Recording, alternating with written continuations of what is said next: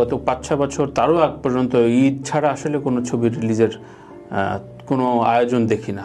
আপনিও ঈদেই আসতেছেন, বেশি খুশিও হতে পারছি না, বাট আপনার ছবি আসছে এই জন্য ভালো লাগছে। কিন্তু এই ধারাবাহিকতা আসলে কবে ফিরবে? মানে এই মৌসুমি ছবি রিলিজ, মৌসুমি পরিচালক। ডেফিনেটলি আমি আপনার সাথে সম্পূর্ণ একমত। আমাদের আসলে আমি নিজেও দিচ্ছি, কিন্তু এই একই জিনিস নিজে আবার বলছি উল্টাটা।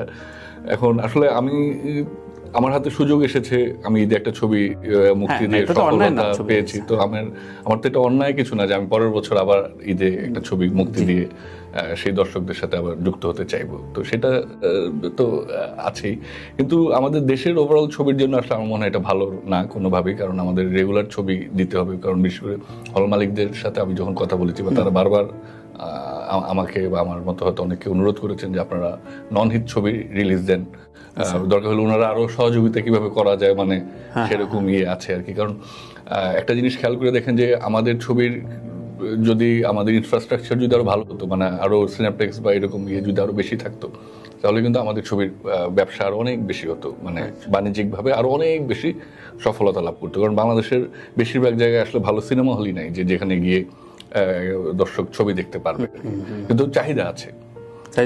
অবশ্যই বিরাট চাহিদা। আমি তো আমার ছবিতেই দেখছি। বা যখন আপনার চললো, ধরেন কথার কথা শাহরুখ খানের ছবি চললো জওয়ান, তো এটা তো এখনো পর্যন্ত তো মনে হয় না কেউ ওই রেকর্ড সিনেপ্লেক্সে ব্রেক করতে পেরেছে। তো কাজেই আসলে আমার কাছে সবসময় মনে হয় যে ছবি কিভাবে আমরা হলগুলোতে আর অধিক সংখ্যক ছবি সাপ্লাই দিতে পারি আর কি, সেটাতে সবার গুরুত্ব দেওয়া।